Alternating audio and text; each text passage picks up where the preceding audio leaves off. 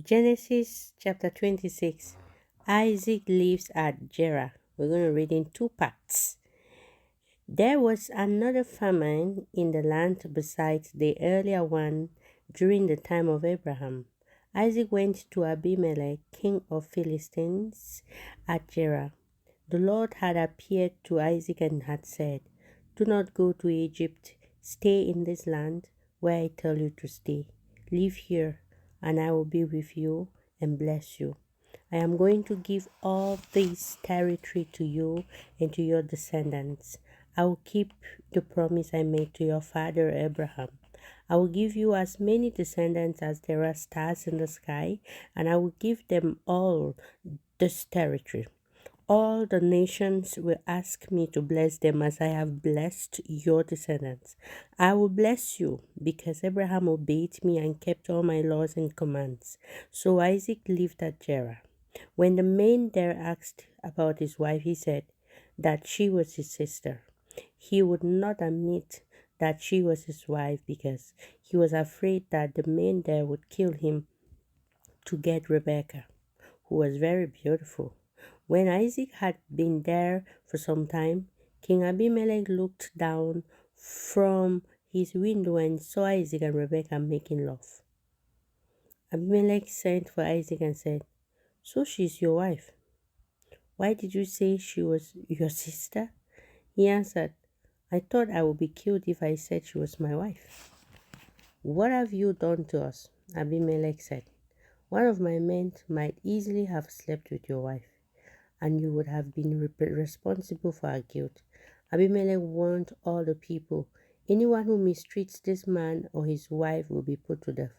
Isaac sowed crops in that land, and that year he harvested 100 times as much as he had sown, because the Lord blessed him. He continued to prosper and became a very rich man.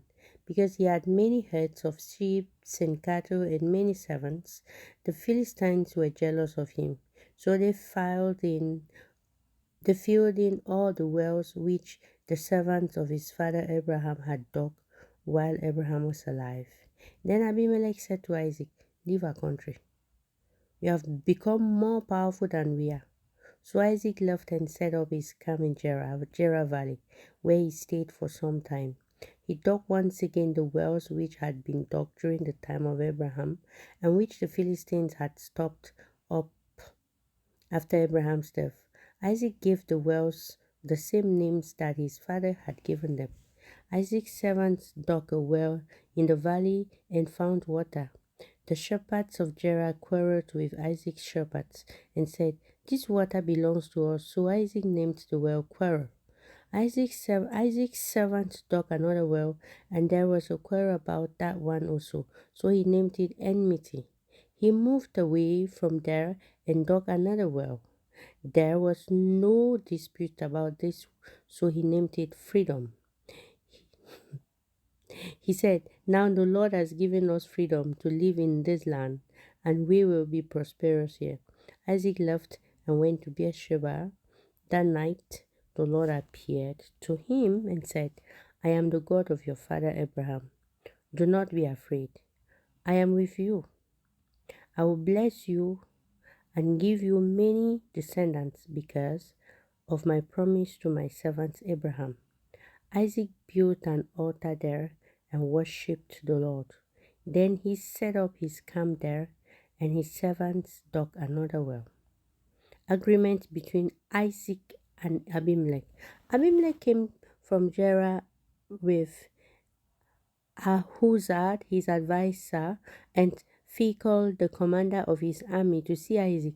So Isaac asked, "Why have you now come to see me when you were so unfriendly to me before and made me leave your country?" They answered, "Now we know that the Lord is with you, and we think that there should be a solemn agreement between us. We want you to promise that you will not harm us, just as we did not harm you. We were kind to you and let you go peacefully. Now it is clear that the Lord has blessed you." Isaac prepared a feast for them, and they ate and drank. Early next morning, each man made a promise and sealed it with a vow. Isaac said goodbye to them, and they parted as friends. On that day, Isaac's servants came and told him about the well which they had dug.